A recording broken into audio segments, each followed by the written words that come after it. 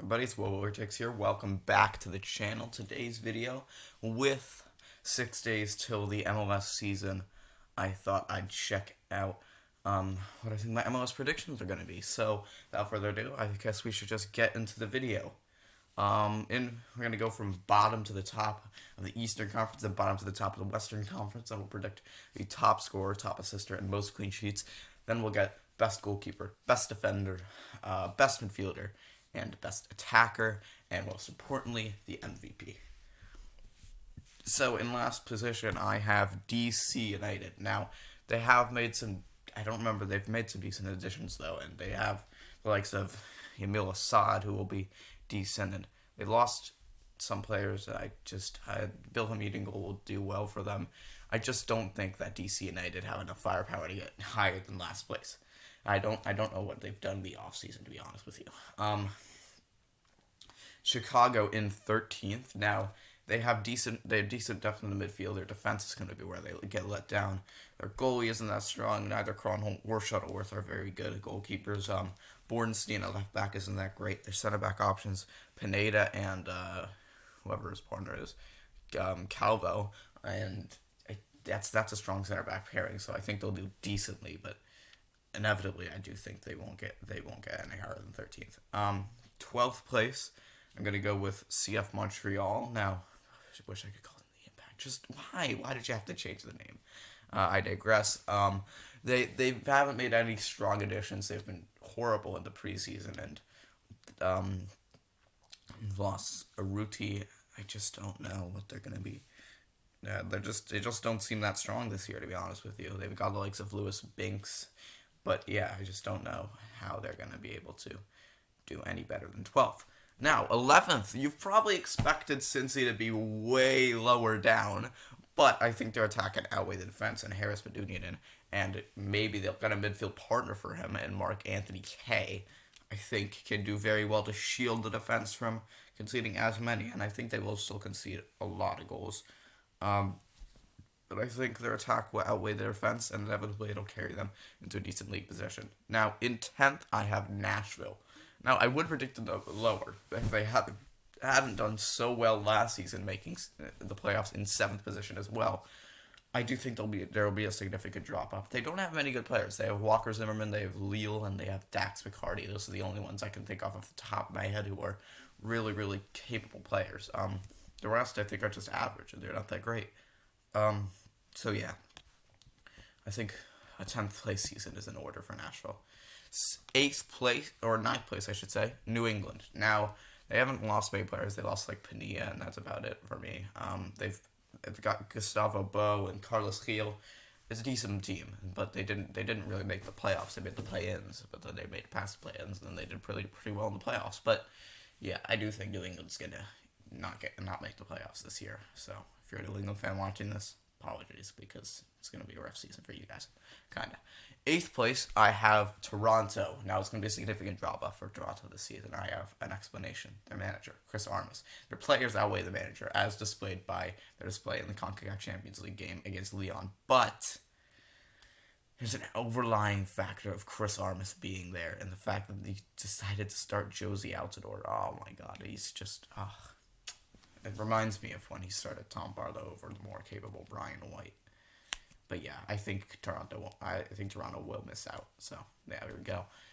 Now, you probably expected me to predict NYCFC to get last or something because I'm a Red Bulls fan. But I do think they have a very good season ahead for them, and I think I could have predicted them much, much higher.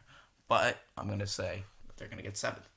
Alfredo Morales. What an addition that was. I have to applaud NYCFC for that one, because how have they managed to get this man? What a skill. But yeah, other than Alfredo Morales, of course, they added Andrade for Bahia. That was yesterday. They actually signed him yesterday. It was a good signing. And most importantly, they lost Matarrita, but replaced him with an even better left back, in my opinion, Chris Gloucester. He will be an incredible signing for NYCFC, and I think they did really, really well on that one as well. Very good signings. 7th place. 6th place. Across the pond to the Red Bulls, my boys. Now, I think I could be biased to predict them higher, but I feel like we did make some really good additions this season, and I think we could definitely do some stuff this year in the MLS. We could cause some problems for some of the bigger teams.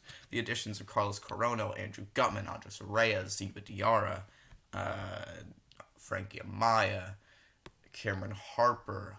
I'm just thinking about Fabio as well. Oh, great offseason this year. Great offseason. Welcome and Carmona should be a decent player for the Red Bulls too, and we could bring him up soon. Very good offseason in my opinion. Very, very good offseason. But a main loss was Tim Parker, which I'm pretty sad about. But evidently, we'll finish 6th, and it'll still be a very good season. Now, in 5th, I have the Union. They did pretty well in their CCL game. They lost the likes of Ray Gaddis, Brent Aronson, and Mark McKenzie were big losses, and that's why I think there'll be such a big drop off from last season. But they brought in Flack, who's a very, very capable midfielder, and Mbeza looks like a good. They always lose these guys, and they get capable replacements for them. So yeah, still 5th place, still a good season. 4th place, I'm gonna go with Inter Miami, who are obviously a very, very good squad on paper, with a decent manager on paper, Phil Neville. And I think they'll have a very good season, a much better season than they did last season. And that's why I predict a huge jump for Inter Miami. They've already looked like Higuain and Ryan Shawcross, and Kieran Gibbs will be there soon. Kelvin Leardom, Jovan Jones, Blaise Matuidi. There's definitely more. Rodolfo Pizarro. A very good squad. Lewis Morgan as well. Very good squad, and I think they'll be able to propel them to 4th place with a better manager in Phil Neville, who could very well turn out to be his brother. But we're gonna say that he's gonna be better. Now, 3rd place, I have Orlando. Now, Orlando, I'm thinking this. I could have them anywhere between 3rd and 1st, because they had a decent offseason. They lost Daryl DK, who was a very big loss. But yeah, they've got in goal. They've got Mueller, back for Matinho, Antonio Carlos, Jansen, and Ruan. Midfield, they've got Urso, and they've got Pereira, and they've got Nani and Pereira and Mueller in front of them, and Pato up top. It's a good team. Like, they made a very good replacement for Daryl DK. Pato's been begging in the offseason, obviously. But it's very good additions, and I think it'll be enough to propel them into 3rd place, but they could get higher than that as well. Now, in 2nd, I have Columbus, missing out on top of the East. It's big. It's a big call, and I'm even doubting myself in this one. I definitely could have put them in top spot. I feel like the top 3 are very interchangeable for me. But yeah, Columbus, a very good offseason, adding on to their already star-studded team from last year. Team with room and goal. Valenzuela, Keita, and Vormgor, and Mensah, 3 really good center backs. A full at right back. Their CDM options are Artur and somebody I'm forgetting as well, but I get to point. They've brought in Molino, and they've already got like Diaz and Derek Etienne, and just you can get where I'm getting at here. It's an incredible team. It's insane. They brought in Matan as well, who's a very good Romanian player, and they brought in they've already got Zelarayan to play passes to Chelsea Zardes, back up to him, BWP. It's a very, very good team, and Columbus's offseason has been incredible this year. Now, top of the table. Again, interchangeable probably with Columbus and Orlando. But I've gone with Atlanta now. Gabriel Hines could very well flop as a manager. But their additions, look at them. Sosa. There's other ones I'm probably forgetting. But you get the point. I've forgotten all their additions. But you get the point where I'm getting at here. It's an incredible team. And yeah, I think they'll get top of the league. There we go. Well, that is my MLS Eastern Conference predictions. Now, let's head over to the West. So, my Western Conference predictions. Again, we'll start from the bottom. In 13th place, bottom of the West, RSL. Their team is very weak, in my opinion. They've got Albert Rusnak and Krylak, and that's about. Bobby Wood was a very good addition, though. I'll give him that. But not a busy offseason. Their team was already weak. They finished last. I think they finished last in the West last season, but they finished low in the West last season either way. Just, yeah, not enough for me to get any higher than last. 12th place, I have Vancouver Whitecaps. A team that's had a decent offseason, if I'm going to be honest. I think Janio Bikel and somebody else, a very good Brazilian player, I'm forgetting. Sorry about this. I just need to be reminded of who it is, because it was a good signing. Kyle Alexander and Bruno Gaspar, good signings as well. I think that they'll be able to do very well, and I think that Vancouver could finish higher than 12th, but in the end, I have them in 12th. 11th place, there's a very specific San Jose fan that if I know they're watching this, they'll be upset. I have San Jose, yeah. Listen, their team's decent.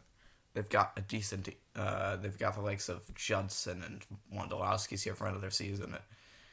It's a good team, but I feel like there's better teams in front of them. Oh my god, my knowledge of the Western Conference is non-existent, boys. I apologize for not for remembering a lot of players, but my knowledge of this league is pretty bad. But I'm just here to give my predictions. I don't remember a lot of their players. 10th place, I have Austin. Now listen, Austin is a team I could see getting lower, but their additions have to be noted. Jimenez from Columbus was a good signing. They brought in Jared Stroud from the Red Bulls. They've made some decent additions to the squad, and I think that Alex Ring was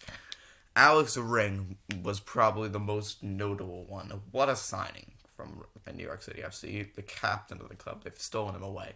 10th place. I could see them getting higher, but I'm going to have them outside the playoffs because they are an expansion team and they're new to the league. We'll see on Friday how they will be able to cope. MLS is starting soon. Oh my god, I'm so hyped. I'm so hyped. 9th place, I have the Galaxy.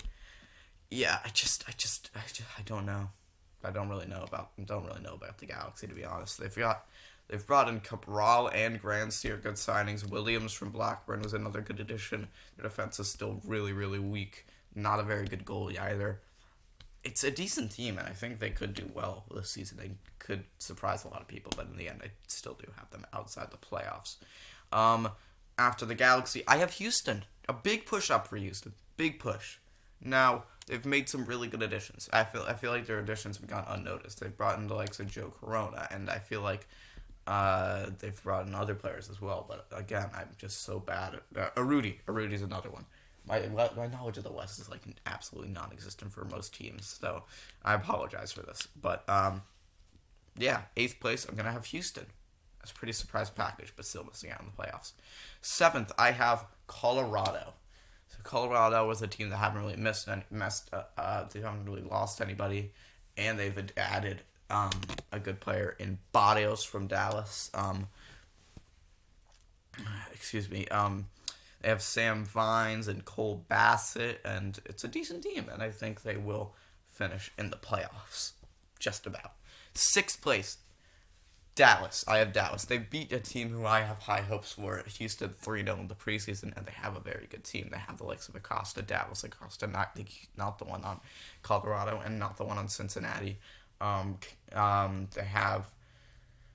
One issue is that they lost Brian Reynolds, and they don't have a right back at the moment who can replace him. So that's the one issue I see with this Dallas team. But I could see them getting higher than 6th as well. 5th place, I have the Portland Timbers. Now, Portland, obviously, they have both Charas.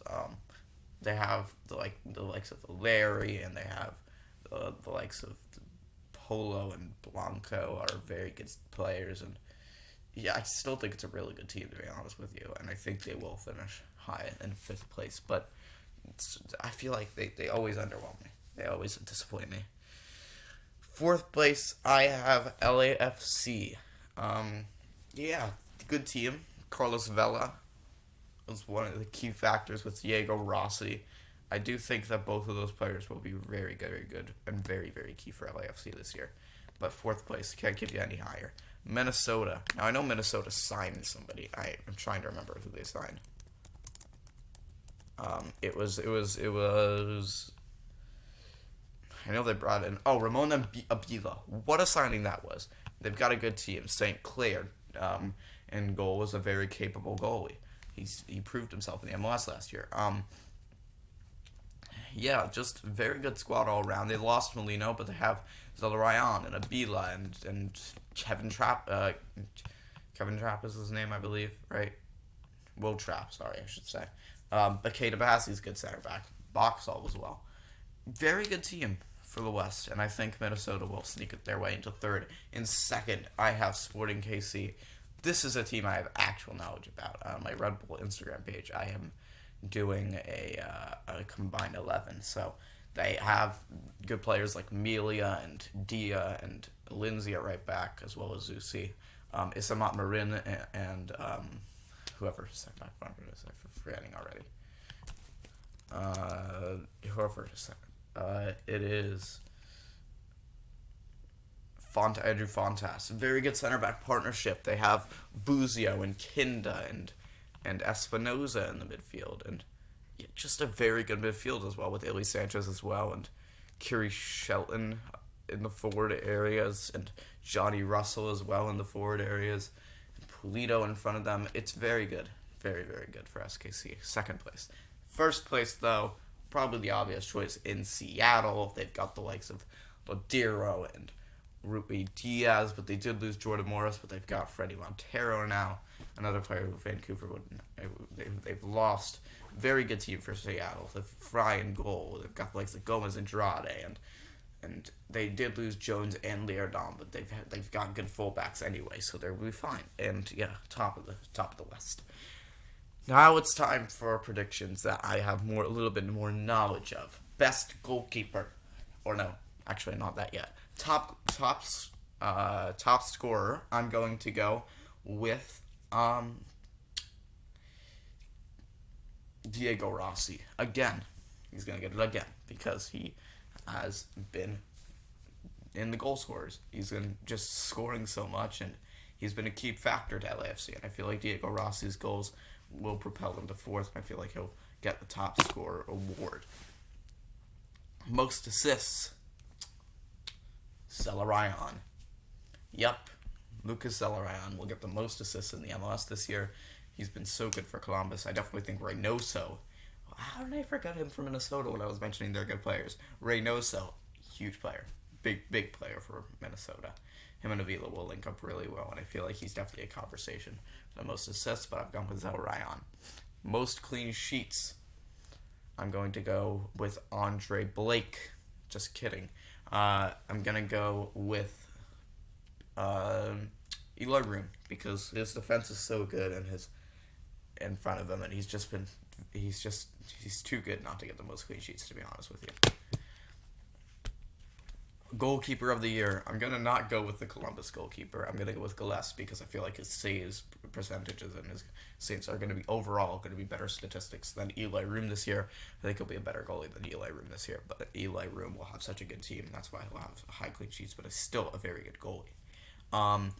Best defender. I'm going to go with Walker Zimmerman. I think he's going to win it 2 years running because, just kidding, actually. I'm lying. Nashville. And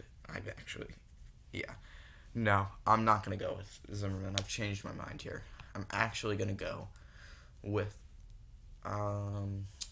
let's think for a second here. Going to go with Jonathan Mensah. I feel like he's had a very good year, and I feel like he will get the Best Defender award. How the hell? I've not mentioned any Atlanta players as well, have I? You know what? I'm changing my top scorer prediction. Josef Martinez is going to come back, and he's gonna win the Golden Boot. Bang! There you go. They've also got Lisandro Lopez as well. It's a very good addition.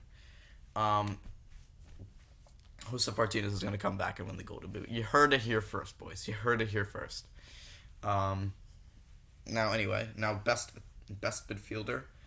Obviously, I could say Zelarayan, but I'm actually going to go with Pozuelo because I think he's going to get double digits in goals and assists, and the league will be a sucker for that, and you'll see in a second. But best attacker, I'm going to go with, obviously, Josef Martinez.